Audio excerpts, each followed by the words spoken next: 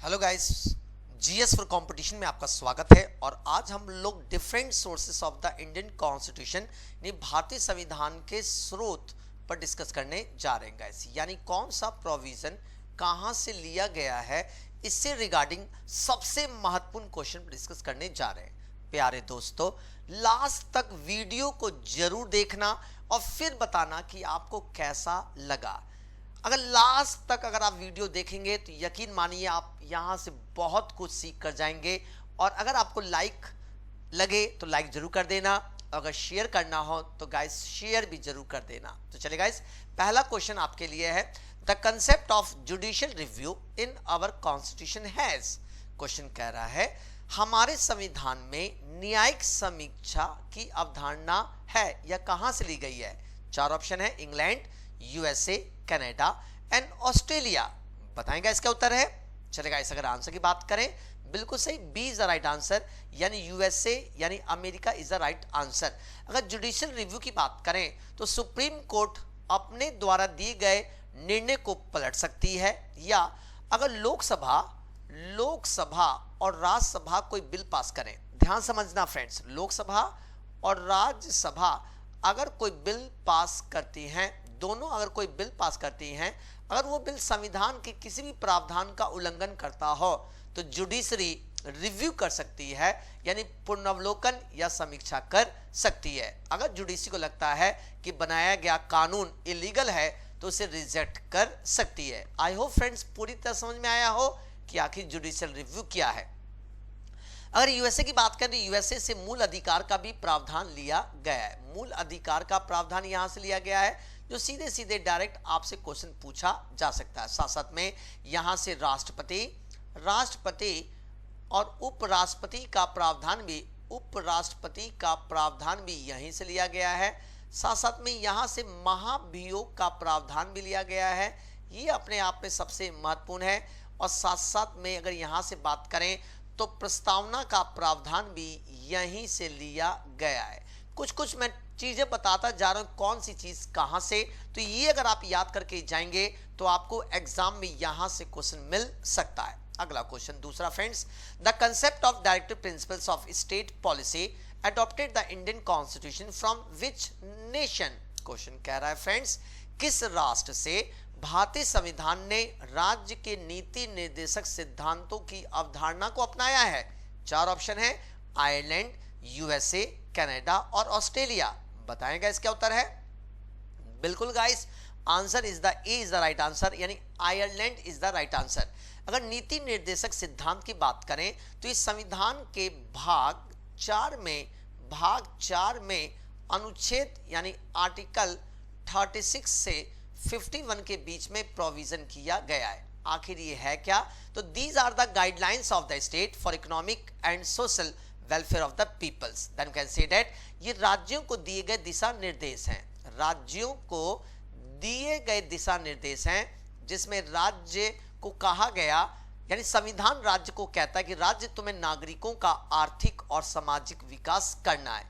इसीलिए इसे गाइडलाइंस कहा जाता है। अगर हम आयरलैंड से बात करें तो आयरलैंड से राज्यसभा में जो सदस्यों का नामांकन होता है 12 सदस्यों का, राज्यसभा में 12 सदस्यों का जो नामांकन होता है, ये भी प्रावधान आयरलैंड से ही लिया गया है। रट लीजिए, याद कर लीजिए अच्छी तरह से ताकि कभी गलत ना करें। साथ साथ में यहां से आयरलैंड से अगर बात करें तो राष्ट्रपति का चुनाव का प्रोसीजर भी यहीं से लिया गया है, राष्ट्रपति का चुनाव।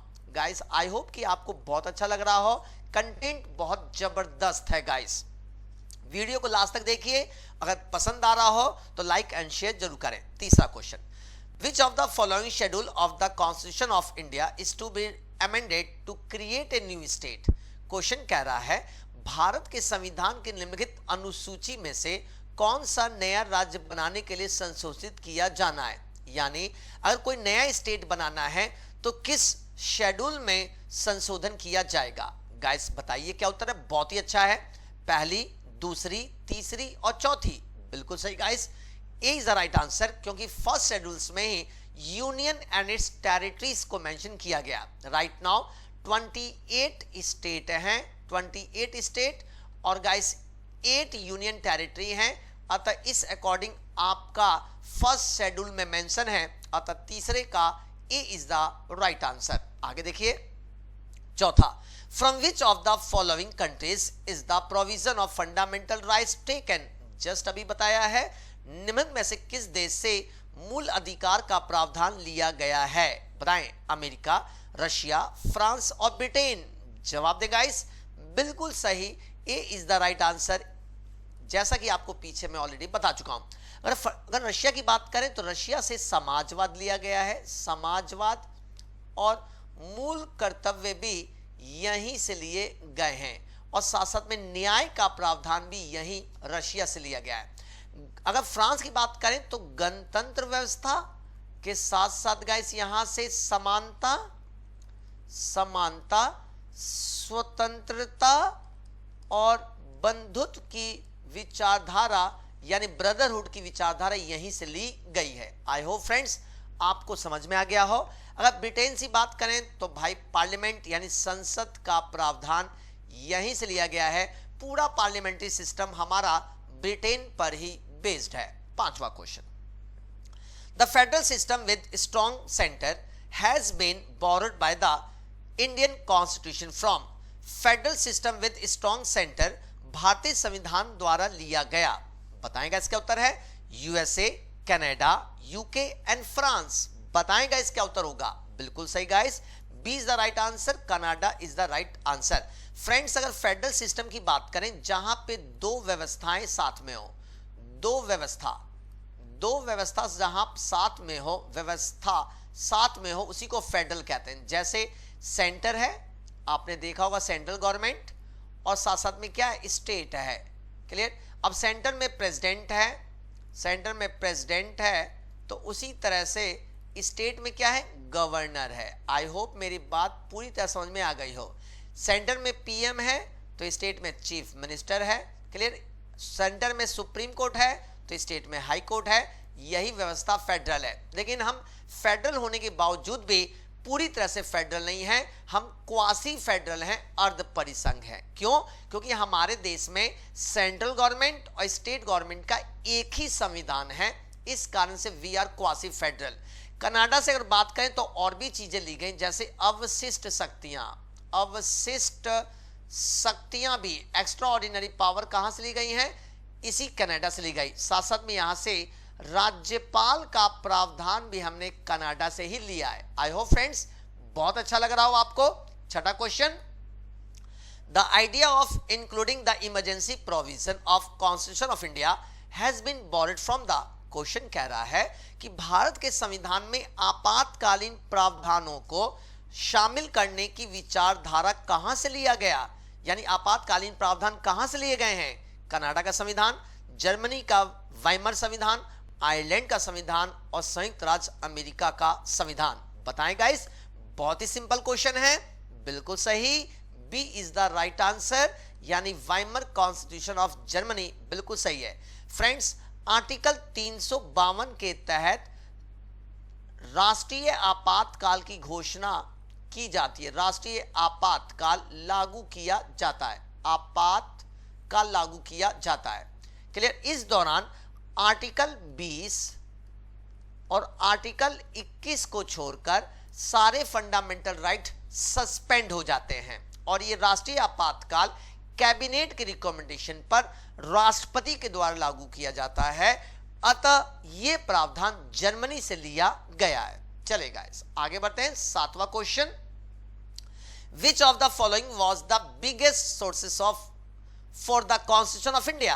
क्वेश्चन कह रहा है निम्न में से कौन भारत के संविधान का सबसे बड़ा स्रोत है? भारत सरकार अधिनियम 1919, भारत सरकार अधिनियम 1935, भारतीय स्वतंत्रता अधिनियम 1947, इनमें से कोई नहीं।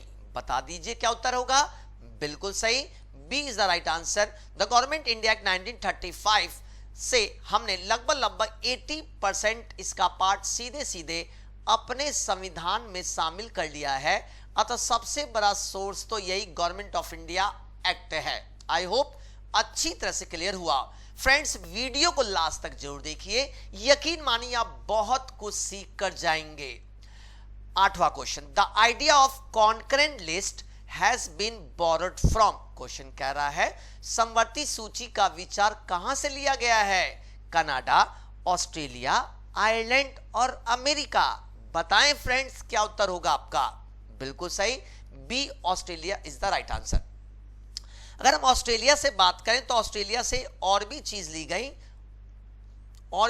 गई, जैसे पहला आपका बात करें जॉइंट सेशन यानी संयुक्त अधिवेशन हमने ऑस्ट्रेलिया से लिया गया है। यानी अगर बात करें सेंट्रल गवर्नमेंट स्टेट गवर्नमेंट के बीच किसी बिल को लेकर विवाद हो जाए तो संयुक्त अधिवेशन बुलाया जाता है राष्ट्रपति के द्वारा, और ये प्रावधान हमने ऑस्ट्रेलिया से ही लिया है।